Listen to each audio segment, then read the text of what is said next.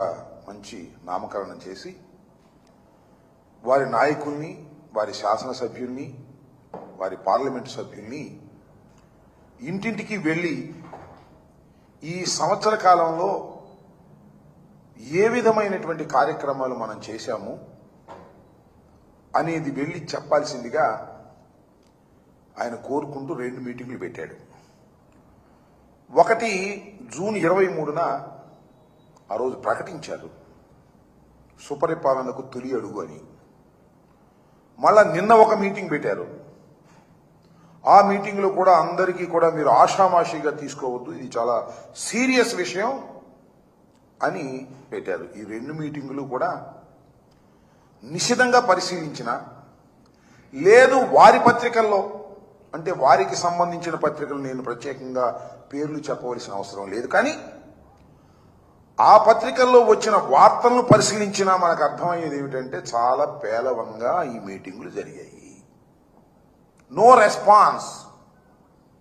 పెద్ద ఆయన అనుకున్న స్థాయిలో రెస్పాన్స్ రాకపోగా నిన్న సమావేశంలో ఆహ్వానితుల్లో 56 మంది గైరు హాజరయ్యారట. దానిలో చిత్రం ఏంటంటే 15 మంది శాసనసభ్యులు రాలేదట. ఆ 15 మంది ఎక్కడ ఉన్నారో తెలుసా? విదేశాల్లో విహరిస్తున్నారట. దీన్ని బట్టి అర్థమవుతున్నది ఏంటి? ఎమ్మెల్యేలకు పెద్దగా పట్టల. ఎందుకు పడుతుందని అడుగుతా ఉన్నా. చంద్రబాబు నాయుడు గారు వారికి టిక్కెట్లు ఇచ్చి ఒక్కొక్కరిని 50 కోట్లు 100 కోట్లు ఖర్చు పెట్టించిన తర్వాత వాళ్ళు ఏ పనిలో ఉన్నారో మీకు తెలుసు, నాకు తెలుసు, చంద్రబాబు నాయుడు గారికి కూడా తెలుసు. ఈ 50 కోట్లు ఎలా పీక్కుందాం, ఈ 100 కోట్లు ఎలా పీక్కుందాం? ఇసుక అమ్ముదామా, మట్టి అమ్ముదామా, బెల్ట్ షాపులు పెడదామా, లేకపోతే గంజాయి వ్యాపారం చేద్దామా, లేకపోతే బియ్యం వ్యాపారాన్ని తరలిద్దామా? ఇదే పనిలో ఉన్నారు. ఎక్కడైనా ట్రాన్స్ఫర్లు బోనస్ఫర్ ఉంటే క్యాష్ తీసుకుని ట్రాన్స్ఫర్ చేద్దామా? ఈ పనిలో ఉన్నారు తప్ప సంక్షేమ కార్యక్రమాల్ని అమలు చేయటంలో కానీ, రాష్ట్రంలో అభివృద్ధి తీసుకురావడానికి కానీ ఈషన్ మాత్రం కూడా పనిచేసే కార్యక్రమంలో లేరు. అయినా కూడా చంద్రబాబు నాయుడు గారు మా పరిపాలన మంచి పరిపాలన, మంచి ప్రభుత్వం డైలాగ్ బాగుంది కదా. మీరు ఒకటి చూస్తే ఎన్నికలకు ముందు చంద్రబాబు నాయుడు గారు బ్రహ్మాండమైన డైలాగులు చెప్పారు. బాబు షూరిటీ, భవిష్యత్ గ్యారంటీ. బాబు షూరిటీ అంట, భవిష్యత్ గ్యారంటీ అంట. ఏ భవిష్యత్ గ్యారంటీ నాకు అర్థం కాల. బాబు షూరిటీ, భవిష్యత్ గ్యారంటీ అని ఇంటింటికి ఓదరు కొట్టారు. సంవత్సర పాలన అయింది. ఇప్పుడు ఏమంటున్నారు తెలుసా మీకు? బాబు షూరిటీ, మోసం గ్యారంటీ. ఈ సంవత్సరంలో మోసం మాత్రం బ్రహ్మాండంగా గ్యారంటీగా చంద్రబాబు నాయుడు గారు ఇచ్చారు అని. మాది మంచి ప్రభుత్వం. ఎవరు చెప్పుకుంటున్నారు? ఆయనే చెప్పుకుంటున్నాడు, జనం చెప్పుకోవట్లే. జనం ఏం చెప్పుకున్నారు తెలుసా? హామీలు ఇచ్చి ముంచిన ప్రభుత్వం చంద్రబాబు నాయుడు గారిది అనేటువంటి మాట చెప్పుకుంటున్నారు. అసలు ఒక విషయాన్ని ఇక్కడ నేను మీకు చెప్పాలి, రాష్ట్ర ప్రజానీకానికి తెలిసిందే. అదేంటంటే ఒక అసత్యాన్ని, ఒక అబద్ధాన్ని పదే పదే పదే పదే చెప్పి ప్రజల్ని నమ్మించవచ్చు అనుకుంటారు పాపం చంద్రబాబు నాయుడు గారు. అదే ఆయన సిద్ధాంతం. రాజకీయాల్లో వచ్చిన దగ్గర నుంచి అదే. ఒక అసత్యాన్ని, ఒక అబద్ధాన్ని చెప్పడం, దాన్ని ప్రచారం చేయటం. ఆయనకి నేను ప్రత్యేకంగా చెప్పాల్సిన అవసరం మీ అందరికీ తెలుసు. మీడియా బలం చాలా స్ట్రెంగ్త్ ఉంది. ఆయన ఒక్క అబద్ధం చెబితే ఆ అబద్ధాన్ని నిజమని ప్రచారం చేయడానికి ఎల్లో మీడియా 1 2 3 4 5 10 ఛానల్ దాకా ఉన్నాయి. ఇవి కాక మళ్ళా సోషల్ మీడియాలో ఆయన యూట్యూబ్లు పెట్టుకుని కొంతమందిని పోషిస్తున్నారు. అంటే ఒక అసత్యాన్ని, ఒక అబద్ధాన్ని పదే పదే చెప్పి ప్రజల్ని నమ్మించాలనేటువంటి ప్రయత్నం చేసేటటువంటి వ్యక్తి నారా చంద్రబాబు నాయుడు గారు. అది ఆయనకున్నటువంటి బలం అనుకుంటున్నారు. అది ఆయన బలహీనత. ఒకసారి చెప్తే వింటారు, 2 సార్లు చెప్తే వింటారు. పదే పదే చెప్తే ఎవరు వినేటువంటి పరిస్థితి ఉండదు. నేను ఒక మాట అంటున్నాడు చంద్రబాబు నాయుడు గారు, 2019లో మనం ఎందుకు ఓడిపోయామంటే మనం చెప్పుకోలేకపోయాం చేసిందని. ఏం చేసావు నువ్వు చెప్పుకోవడానికి? నాకు అర్థం కాల. 2019లో ముందు ఎన్నికల్లో 2014లో ఏమి ఇచ్చాడు చంద్రబాబు నాయుడు గారు? పెద్ద హామీలు ఏమి ఇచ్చాయంటే మీ అందరికీ తెలుసు. రైతు రుణమాఫీ అన్నాడు. 87,612 కోట్ల రూపాయలు తపా మనం మొత్తం కూడా సంతకం పెట్టడం రద్దు అయిపోవటం అని చెప్పాడు. చేసావా అని అడుగుతా ఉన్నా. మళ్ళా తర్వాత డ్వాక్రా మహిళా రుణమాఫీ అన్నాడు. చేసావా? ఏ ఒక్క హామీని 14లో ఇచ్చినటువంటి హామీని నెరవేర్చలేదు. తుక్కుతుగ్గా ఓడిపోయావు. మళ్ళీ ఇవాళ అద్భుతమైనటువంటి హామీలు ఇచ్చావు. హామీలు ఇచ్చామన్నాడు చూసారా, అన్నీ అయిపోయింది. చేసేపో మొత్తం సూపర్ 6 అవుట్ మొత్తం చేసేసా. వెళ్ళి ఇంటింటికి వెళ్ళి చెప్పండి ప్రచారం అనేటువంటి పద్ధతుల్లో ఇవాళ చంద్రబాబు నాయుడు గారు దాన్ని అదేదో నేను చెప్తున్నాడు కదా, సుపరిపాలన తొలి అడుగు అనేటువంటి కార్యక్రమం ఇవాళ వెళ్ళాలని అందరినీ కూడా చెప్పేటటువంటి ప్రయత్నం చేస్తున్నాడు. నేను అడుగుతా ఉన్నా, అయ్యా నారా చంద్రబాబు నాయుడు గారు, మీరు సంవత్సర కాలం పరిపాలన చేశారు. ప్రజలు మీకు 5 సంవత్సరాలు పరిపాలన చేసేటటువంటి అవకాశం ఇచ్చారు. కారణాలు ఏమైనప్పటికీ కూడా 3 పార్టీలు కలవబట్టో లేకపోతే నీ మోసపు వాగ్దానాలు ఈసారైనా చేస్తావని నమ్మో, లేకపోతే జనసేన గ్యారంటీ ఇచ్చింది పవన్ కళ్యాణ్ అని నమ్మో, బీజేపీ ఇవ్వలేదనుకోండి, అది వేరే విషయం. ఓట్లు వేశారు, నువ్వు గెలిచావు, 5 సంవత్సరాలు పరిపాలన చేసే హక్కు మళ్ళా నీకు వచ్చింది. 1 సంవత్సరం పరిపాలన చేశావు. ఈ సంవత్సర పరిపాలనలో నువ్వు చేసింది ఏమిటి అని అడుగుతా ఉన్నా. ఇచ్చిన హామీలను నెరవేర్చావా? ఇంకా చెప్తున్నాడు ఆయన. చెప్పే మాట ఏంటంటే, చేసిన పనులు పదే చెప్పాలంట. మనం ఏదైతే చేశామో ఆ చేసినటువంటి పనులను ఈ తొలి అడుగులో వెళ్ళి పదే చెప్పాలి, రికార్డ్ వేయాలి. చెయ్యని పనులకి ఎందుకు చేయలేదో చెప్పాలంట. అది ఎందుకు చేయలేదు నువ్వు నాకు అర్థం కాలేదు. హామీ ఇచ్చి సంవత్సరం అయిన తర్వాత అసలు ఈ ప్రశ్న ఎందుకు ఉద్భవించింది? చేయని పనులు ఎందుకు చేయలేదంటే జగన్మోహన్ రెడ్డి గారి వాళ్ళు చేయలేదు. ఖజానా ఖాళీ అయిపోయింది, డబ్బులు లేవు, నువ్వు వచ్చేటప్పుడు లేవు, ఉన్నాయని అనుకున్నాను. ఇలాంటి దొంగ మాటలు చెప్పేటటువంటి కార్యక్రమానికి ఇవాళ చంద్రబాబు నాయుడు గారు తెరదీసేటటువంటి ప్రయత్నం చేస్తూ ఉన్నారు. మీరు చూసినట్లయితే ఏడాది పరిపాలనలో హామీలన్నీ ఎగ్గొట్టేశావు. ఎగ్గొట్టం కాకుండా చేశాను పో అని బుకాయిస్తున్నావు. రెండవది కక్షలు, కార్పణ్యాలు.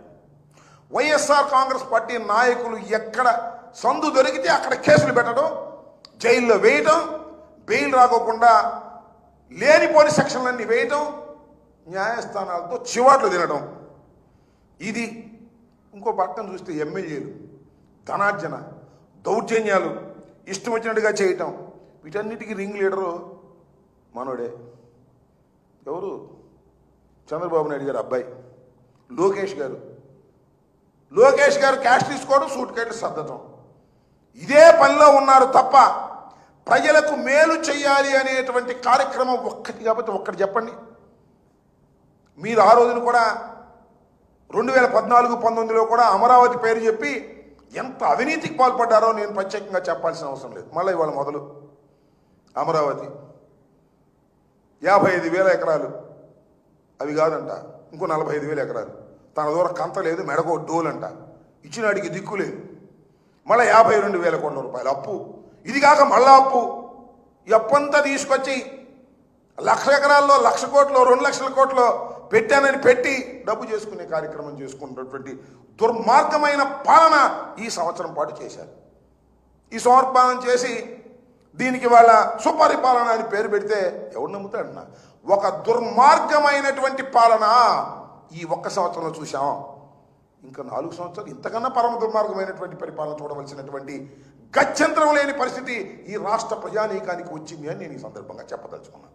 చంద్రబాబు నాయుడు గారు కొన్ని డైలాగులు చెప్పాడు ఈ సంవత్సరంలోనే. చాలా పవర్ఫుల్ డైలాగులు చెప్పాడు, చాలా పవర్ఫుల్గా కూడా చెప్పాడు. బెల్ట్ షాప్ పెడితే బెల్ట్ తీస్తా. బాగుంది డైలాగ్, బ్రహ్మాండంగా ఉంది. మ్యూజిక్ గుర్తు ఇంకా బాగుంటుంది. గంజాయి అమ్మితే నడ్డి విరుస్తా. బాగుంది. మహిళల మీద ఏదైనా చెయ్యి పడితే అదే వాడి చివరి రోజు రాసుకోవాలి. మహిళల మీద చెయ్యి పడిందా అదే చివరి రోజు. చాలా పవర్ఫుల్ డైలాగులు. ఒక ముఖ్యమంత్రి, సర్వాధికారం ఉన్న ముఖ్యమంత్రి, కూటమి నాయకుడు చెప్పిన పవర్ఫుల్ డైలాగులు. నేను అడుగుతా ఉన్నా, అయ్యా చంద్రబాబు నాయుడు గారు, చంద్రబాబు నాయుడు గారిని సపోర్ట్ చేస్తున్నటువంటి పత్రికలు, చంద్రబాబు నాయుడు గారి తాబేదారులను అడుగుతా ఉన్నా, బెల్ట్ షాప్ తిడితే బెల్ట్ తీస్తానని పవర్ఫుల్గా చెప్పావుగా, బెల్ట్ షాప్ ఎక్కడ లేదా? అసలు బెల్ట్ షాపు లేదా, నీకు బెల్ట్ లేదా? ఏమిటి దుర్మార్గం అని అడుగుతా ఉన్నా. గంజాయి అమ్మితే నడ్డి పిలుస్తా, ఎక్కడ దొరకలేదు గంజాయి చెప్పండి. చంద్రబాబు నాయుడు గారు వచ్చి ప్రమాణ స్వీకారం చేసిన రోజు నుంచి ఎక్కడ పడితే అక్కడ గంజాయి దొరుకుతుంది. దొరికిన గంజాయి అది, దొరకని గంజాయి ఎంతో. అదేమంటే ఇది జగన్మోహన్ రెడ్డి గారు చేశారంటారు. సంవత్సరం అయింది, ఇంకా సిగ్గు లేదు నీకు. సంవత్సరం అయిన తర్వాత కూడా జగన్మోహన్ రెడ్డి గారి మీద మాట్లాడేటువంటి కార్యక్రమం చేస్తున్నావు. మహిళల మీద చెయ్యి పడితే అదే వాడికి చివరి రోజు. కుప్పంలో నీ దుంప దెగ, ఒక మహిళ అప్పు ఇవ్వలేదని, తీసుకున్న అప్పు ఇవ్వలేదని చెట్టు కట్టేసి దౌర్జన్యం చేస్తే ఏం చేసావయ్యా? చివరిలో చేసావా? డైలాగులు పవర్ఫుల్గా చెప్పడం తప్ప పవర్ అంతా నీ దగ్గర పెట్టుకొని ఏమీ చేయలేనటువంటి ఒక దుర్మార్గమైనటువంటి పాలన ఇవాళ చంద్రబాబు నాయుడు గారు చేస్తూ, ఇది సుపరిపాలన తొలి అడుగు అని ప్రచారం చేయండి, అద్భుతంగా అమోఘంగా ప్రజల్లోకి తీసుకువెళ్ళండి అంటే ప్రజలేమి చెవుల్లో పూలు పెట్టుకోలేరు. కాకపోతే నీకు పోలీసు బలగాలు ఉన్నాయి కాబట్టి, కేసులు పెడతానంటున్నావు కాబట్టి భయపడి ఊరుకుంటారేమో, కానీ ఎవరు నమ్మేటటువంటి పరిస్థితుల్లో ఇవాళ రాష్ట్రంలో లేరు అనే విషయాన్ని దయచేసి గుర్తుపెట్టుకోమని మనం వచ్చేస్తున్నా. ఈ సంవత్సరం పాటు అసలు ఏ శాఖ అండి నాకు అర్థం కాలే. చంద్రబాబు నాయుడు గారి దగ్గర ఉన్న శాఖల సంగతి దేవుడు ఎరుగు. ఆయన లోకేష్ దగ్గర ఉన్న శాఖ ఎడ్యుకేషన్, ఎడ్యుకేషన్ అన్నీ తప్పులే. 10th క్లాస్ పరీక్షలు పెడితే బడబడబడ ప్యాచ్ చేశారు, అన్నీ తప్పులే, దుర్మార్గం. అదే ఇంకొక మంత్రి సిగ్గుంటే రాజీనామా చేసి వెళ్ళిపోయాడు. ఆయనకి ఆ సిగ్గు కూడా లేదు, ఎందుకంటే చంద్రబాబు నాయుడు గారి కుమారుడు కదా. అందుకని ఆయన చెప్పింది వేదం. ఒకటి కాదు, అన్ని శాఖలు ఆయనయే. హోంశాఖలో ఆయన ఏళ్ళు పెడతాడు, మళ్ళా ఫైనాన్స్ శాఖలో ఆయన పిలిచి రివ్యూలు చేస్తాడు, R&Bలో ఆయనే ఉంటాడు, అన్ని శాఖలు చూస్తాడు. ఎవరా అంటే చంద్రబాబు నాయుడు గారు కుమారుడు. ఆయన ఏం అనడానికి వెళ్ళలేదు. ముఖ్యమంత్రి కూడా ఏం లేదు, మైక్ ముందే ముఖ్యమంత్రి. కణమాయాన్ని ఆయన చూసుకోవాల్సిందే. చివరికి ఏంటో తెలుసా మీకు? అసలు చంద్రబాబు నాయుడు గారిని ఎవరన్నా కలవాలి అంటే, ఇంటర్వ్యూ అపాయింట్మెంట్ కావాలంటే చంద్రబాబు నాయుడు చేతులు లేదు. లోకేష్ ఇంటర్వ్యూ ఇస్తే చంద్రబాబు నాయుడు ఓకే చేస్తాడు. లిస్ట్ అంతా వెళ్ళి చంద్రబాబు నాయుడు గారి దగ్గర నుంచి లోకేష్ దగ్గరికి వెళితే లోకేష్ టిక్కు పెడితే కలుపుతారు. ఈ రకమైనటువంటి ఒక దుర్మార్గమైనటువంటి పాలన చేస్తూ ఇవాళ సుపరిపాలన తొలి అడుగు, సుపరిపాలన తొలి అడుగు, మంచి ప్రభుత్వం మాది, షూరిటీ గ్యారంటీ, ఇలాంటి దౌర్భాగ్యమైనటువంటి మాటలు మాట్లాడేటువంటి ప్రయత్నం చేస్తున్నారు. చంద్రబాబు నాయుడు గారు ఎక్కడికైనా వెళ్ళండి, ఏ వేదిక మీదకైనా వెళ్ళండి, అది అంతర్గతమైన మీటింగా, బహిరంగ మీటింగా, బహిరంగ సభ, లేకపోతే అధికారులతో ఉన్నటువంటి వ్యవహారమా, ఏ మీటింగ్ కన్నా వెళ్ళు, ఏ చర్చాగోష్ఠి కన్నా వెళ్ళు, చంద్రబాబు నాయుడు గారు చెప్పేది అంటే తన గురించి తన గొప్పతనం చెప్పుకోవటం. నేను హైదరాబాద్ నిర్మించా, ఎక్కడ నిర్మించావు నాకు అర్థం కాల. ఆయన హైదరాబాద్ నిర్మించా, నేను ఐటీకి పితామహుడిని, ఈ సెల్ఫ్ డబ్బా కొట్టుకోవటం. ఇంకేదో సందు దొరికితే జగన్మోహన్ రెడ్డి దుర్మార్గుడు, జగన్మోహన్ రెడ్డి అట్లాంటివాడు, జగన్మోహన్ రెడ్డి ఇట్లాంటి, ఈ రెండూ తప్ప ఈ సంవత్సర కాలంలో నువ్వు చేసింది ఏంటో చెప్పు చంద్రబాబు నాయుడు గారు అంటే దానికి సమాధానం లేదు. జగన్మోహన్ రెడ్డి గారు అంటే విపరీతమైన ఈర్ష్య, జగన్మోహన్ రెడ్డి గారు అంటే విపరీతమైన భయం. ఎప్పుడు జగన్మోహన్ రెడ్డి గారు మళ్ళీ తిరిగి అధికారంలోకి వస్తాడో అనేటువంటి ఛాయలు నీ ముఖంలో కనిపిస్తున్నాయా లేదా? జగన్మోహన్ రెడ్డి గారు బయటకు వెళ్తే ఒప్పుకోడు. నాకు ఆశ్చర్యం వేసింది, హెలికాప్టర్ కూడా దిగడానికి పర్మిషన్ ఇవ్వట్లేదంట అప్పుడు. అంటే జగన్మోహన్ రెడ్డి గారు ఎక్కడ తిరగకూడదంటే, తిరిగితే నాకు ప్రమాదం అనేటువంటి పరిస్థితి వాళ్ళ చంద్రబాబు నాయుడు నెట్టబడ్డాడు అంటే ఎంత అభద్రతాభావంతో చంద్రబాబు నాయుడు గారు ఉన్నారో మీరు అర్థం చేసుకోవాలని ఈ సందర్భంగా నేను మనవి చేస్తున్నాను. అంతేకాదు, ఈ మధ్యన చూశాం కదా టీవీలో, వాళ్ళ టీవీల్లో కూడా, ఆయనకు అనుకూలమైన టీవీల్లో కూడా అక్కడక్కడ లీకులు వస్తున్నాయి. చెబుతున్నారు, పొరపాటున చెబుతున్నారు, తప్పక చెబుతున్నారు. సర్వేలు జరుగుతున్నాయి, ఆ సర్వేలో చాలామంది ఎమ్మెల్యే డౌన్ఫాల్ అయిపోతున్నారు, వాళ్ళ క్రేజ్ తగ్గిపోతుంది, వాళ్ళ గ్రాఫ్ బాగా పడిపోతుంది అని. ఆ ఎమ్మెల్యేని అడగని చెప్తారు, మా గ్రాఫ్ కాదండి, చంద్రబాబు గ్రాఫే పడిపోతుంది, మేమేం చేయమంటున్నారు. ఎందుకు పడిపోతుందంటే మా చంద్రబాబు వాళ్ళ అబ్బాయి మాట ఏంటంటే అందుకని గ్రాఫ్ పడిపోతుంది అన్నారు. అంటే దీన్ని బట్టి అర్థమయ్యేది ఏంటంటే తెలుగుదేశం గ్రాఫ్ రోజు రోజుకి పడిపోతున్నది. చంద్రబాబు కూడా చెప్పాడు, నిన్న మీటింగ్లో. ఎవరైతే గ్రాఫ్ పడిపోతుందో ఆ ఎమ్మెల్యేలను ఊరుకోను నేను. వాళ్ళు అనుకుంటున్నారు మనసులో, మా గ్రాఫ్ కాదు నీ గ్రాఫ్ పడిపోతుందని. ఈ రకమైనటువంటి గ్రాఫ్ పడిపోయేటటువంటి పరిస్థితికి కేవలం 1 సంవత్సరంలో, నేను ఇంతవరకు 89లో రాజకీయాల్లోకి వచ్చా. అప్పటి నుంచి ఇప్పటికీ ప్రత్యక్ష రాజకీయాల్లో లేకపోయినా చురుగ్గా ప్రతి విషయాన్ని పరిశీలించే వ్యక్తిగా చెప్తున్నా, 1 సంవత్సరంలో ఇంత గ్రాఫ్ పడిపోయినటువంటి ప్రభుత్వం ఈ రాష్ట్రంలోనే కాదు, నాకు తెలిసి ఆంధ్రదేశంలో, భారతదేశంలో ఏ ప్రభుత్వానికి ఇలాంటి పరిస్థితి రాలేదు. అంటే చంద్రబాబు నాయుడు గారు ఎన్నికలకు ముందు అలివి కాని వాగ్దానాలు ఇచ్చి, చేయలేమని తెలిసి కూడా వాగ్దానాలు ఇచ్చి, అయిపోయిన తర్వాత ఎగ్గొట్టేటటువంటి కార్యక్రమానికి ఎప్పుడైతే పాల్పడ్డారో అప్పుడు చంద్రబాబు నాయుడు గారి గ్రాఫ్ పడిపోయేటటువంటి పరిస్థితి ఏర్పడింది. ఈ సంవత్సర కాలంలోనే అతి ఘోరంగా చంద్రబాబు నాయుడు గారు ప్రజల యొక్క మన్నల్ని పతనం చేసుకున్నారు. జగన్మోహన్ రెడ్డి గారు అంటే భయపడేటటువంటి స్థితికి ఆయనే తెచ్చుకున్నటువంటి అంశాన్ని కూడా ఈ సందర్భంగా నేను మనవి చేస్తున్నాను. శాంతి పద్ధతులు ఎంత దారుణంగా ఉన్నాయంటే నాకు అర్థం కాలేదు. పోలీస్ వ్యవస్థ ఏం చేయాలి? రాష్ట్రంలో ఎక్కడైనా ఏదైనా నేరాలు జరిగితే వాటిని కంట్రోల్ చేసే పరిస్థితిలో ఉండాలి. కానీ వీళ్ళందరూ దేనికున్నారంటే వైఎస్ఆర్ కాంగ్రెస్ పార్టీ నాయకుల మీద కేసులు పెట్టడానికి, అవి కూడా తప్పుడు కేసులు పెట్టడానికి, జగన్మోహన్ రెడ్డి గారు వెళ్తుంటే జనం రాకుండా అడ్డుకోవడానికి, ఇలాంటి పరిస్థితులు. అంటే పోలీస్ యంత్రాంగాన్ని మొత్తం పొలిటికల్గా ఉపయోగించుకోవాలనే తాపత్రయం. అంటే వైఎస్ఆర్ కాంగ్రెస్ పార్టీని అణిచివేయడానికి పోలీస్ యంత్రాంగాన్ని ఉపయోగించుకోవాలనేటువంటి ఒక నీచమైనటువంటి స్థితికి ఈ ప్రభుత్వం దిగజారిపోయింది. అంటే ఫలితం అనుభవించక తప్పదని మనం చేస్తున్నాం. మేమేం చూసుకుంటాం రాజకీయాల్లో? తెలుగుదేశం పార్టీ, వైఎస్ఆర్ కాంగ్రెస్ పార్టీ చూసుకుంటుంది. పోలీసులకి ఏం పని? పోలీసుల మధ్యలో ఎంటర్ చేస్తారు, మా మీద కేసులు పెడతారు, భయపెడతారు, పారిపోమ్మంటారు, బెయిల్కి వెళ్ళమంటారు. What is this? ఏమిటి దారుణం అంటున్నా. పోలీసు యంత్రాంగాన్ని ఎక్కడ ఉపయోగించాలో అక్కడ ఉపయోగించుకోకుండా రాజకీయ ప్రత్యర్థుల మీద మీరు ఉపయోగించేటటువంటి ఒక నీచమైనటువంటి సంస్కృతిని ఇవాళ ఆంధ్ర రాష్ట్రంలో తీసుకొచ్చినటువంటి ఘనుడు నారా చంద్రబాబు నాయుడు గారు. వాళ్ళ అబ్బాయి అనేది ఎర్రి బుక్ ఓడి పట్టుకు తిరుగుతూ ఉన్నాడు. దానికి పతనమయ్యేది మీరే అనే విషయాన్ని మీరు దయచేసి మర్చిపోవద్దని కూడా ఈ సందర్భంగా నేను చెప్పదలుచుకున్నాను.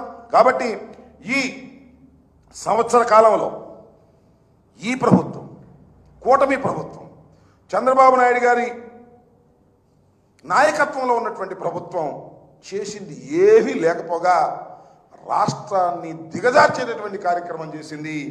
నేను అడుగుతా ఉన్నా, ఎంతమందిని తీసావా? ఇంటింటికి వెళ్ళి సరుకులు ఇచ్చే పద్ధతి తీసావు కదా. సంక్షేమ కార్యక్రమాలు ఇంటింటికి వెళ్ళి ఇచ్చేటటువంటి వాలంటీర్ని మేము పెట్టావు, నువ్వు తీసేసావు కదా. ఇవాళ పరిపాలన ఎంత దౌర్భాగ్యంగా ఉంది. సామాన్యుడి పరిస్థితి ఎలా ఉంది? చివరికి వికలాంగుల్ని వాళ్ళు వెరిఫై చేస్తున్నారు. దాని నుంచి కూడా 1 లక్ష మంది 2 లక్షల మంది తీసేయాలని. ఈ రకంగా ప్రజలకి అందుబాటులోకి తీసుకొచ్చినటువంటి వైఎస్ జగన్మోహన్ రెడ్డి గారి ప్రభుత్వాన్ని దించేసినందుకు ఇవాళ రాష్ట్ర ప్రజానీకం బాధపడే స్థితికి నువ్వు తీసుకొచ్చావు. ఈ సంవత్సర కాలంలో చంద్రబాబు నాయుడు గారు ఆత్మవిమర్శ చేసుకోమని చెప్తున్నా. ఇది సుపరిపాలనకు తొలి అడుగు కాదు, ఇది దుర్మార్గమైన పాలనకి ఇది తొలి అడుగు. ఇంకా 4 అడుగులు వేయాలి. నువ్వు ఇంకా 1 అడుగు చూసాం, ఇంకా 4 అడుగులు. ఎంత దౌర్భాగ్యంగా, ఎంత దుర్మార్గమైన పాలన ఈ 4 అడుగులు జరుగుతుందని ప్రజలు చాలా బాధతో ఉన్నారనే విషయాన్ని దయచేసి గమనించాలి చంద్రబాబు నాయుడు గారు. చివరికి నీ పార్టీలో వాళ్ళే నీ మాట విననటువంటి పరిస్థితి రాబోతుంది త్వరలో. ఎందుకంటే పట్టుపోతా ఉంది. వాళ్ళు పిలిస్తే 56 మంది రాలేదంట, 15 మంది విదేశాలకు వెళ్ళారంట. అంటే సీఎం పర్మిషన్ లేకుండా 15 మంది విదేశాలకు వెళ్ళారంటే ఏం చెప్పాలి చెప్పండి, నాకు అర్థం కాదు.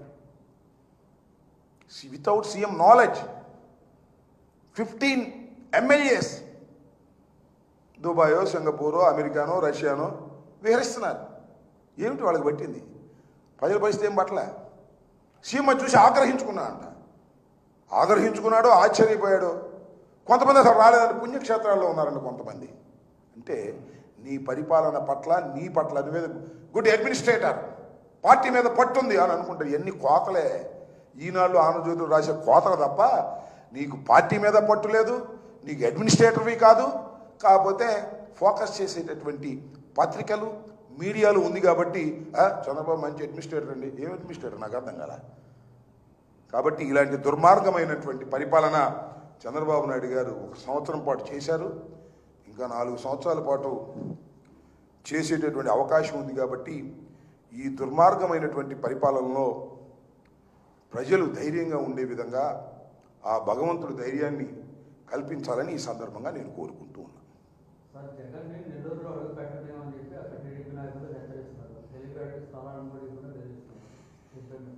జగన్ని నెల్లూరులో అడుగు పెట్టనివ్వనని, హెలికాప్టర్ ఎలా దిగుతుందో చూస్తాను అని తెలుగుదేశం పార్టీకి చెందినటువంటి శాసనసభ్యులు మాట్లాడుతున్నట్టుగా నేను విన్నా. ఇదేనా ప్రజాస్వామ్యం? హెలికాప్టర్ దిగనీరా? ఏంటి మీకు వచ్చిన బాధ? నాకు అర్థం కాలేదు. ఇంత దారుణమైనటువంటి పరిపాలన జరుగుతూ ఉందని చెప్పడానికి ఇదొక ఉదాహరణ. లేటెస్ట్ జగన్మోహన్ రెడ్డి గారు కారులో వెళ్ళడానికి వీల్లేదు, హెలికాప్టర్లో వెళ్ళడానికి వీల్లేదు. ఏంటి మీ ఉద్దేశం? నడిచేయాలమనే వెళ్తారు. అది కూడా తొందర పడకండి. మీరు స్వయం కృత అపరాధాలు చేసుకుంటున్నారు. జగన్మోహన్ రెడ్డి గారిని పదే పదే మాట్లాడుతున్నారు. జగన్మోహన్ రెడ్డి ఎంతండి? పులివెందుల ఎమ్మెల్యే ఎంత వచ్చింది దానికి? 11 సీట్లు. మరి ఎందుకు ఇంత భయం? ఎందుకు అంటే ఈ సంవత్సర కాలంలోనే 40% నుంచి ఆయన 60%కి పెరిగాడు అనేదేగా మీ భయం. అయి ఉంటుంది బహుశా. ఎందుకంటే సర్వేలు వాళ్ళు చేయించుకుంటున్నారు కదా. ఇండస్ట్రీస్లు కూడా సర్వేలు చేయించుకుంటున్నారు. చేయించుకుని ఏమంటున్నారంటే నేను చెప్పింది కాదు, ఇది లోకేష్ గారు చెప్పారు. గౌరవనీయులైనటువంటి లోకేష్ గారు, విద్యాశాఖ మంత్రి గారు, చంద్రబాబు నాయుడు గారు ఏకైక ముద్దుల కొడుకు, అంతా చక్రం తిప్పుతున్నటువంటి వ్యక్తి ఏం చెప్పాడు తెలుసా? ఇండస్ట్రియలిస్టులు అడుగుతున్నారంట, మేము పెట్టుబడి పెట్టాలంటే మీకు గ్యారెంటీ ఇవ్వండి, మళ్ళీ జగన్ రాడని. అంటే వాళ్ళు సర్వేలు చేసుకున్నారు. గ్రాఫ్ పెరుగుతుంది జగన్కి, వీళ్ళకి గ్రాఫ్ తగ్గుతుంది. రాబోయే కాలంలో జగన్ వస్తాడనేటువంటి భయం వాళ్ళకి వేసిందని ఈయన చెప్తున్నాడు. భయం ఎందుకు? మేము ఉన్నప్పుడు రాలా ఇండస్ట్రియలిస్టులు? ఇదో కోతలు కోసే వ్యవహారం. అంటే ఈ లెక్కన మీరే చెబుతున్నారు ఇండైరెక్ట్గా. మళ్ళా జగన్మోహన్ రెడ్డి వస్తాడు అనేటువంటి భావనతో ఇవాళ మీరే పదే పదే పదే పదే జగన్మోహన్ రెడ్డి గురించి నామస్మరణ చేస్తున్నారు.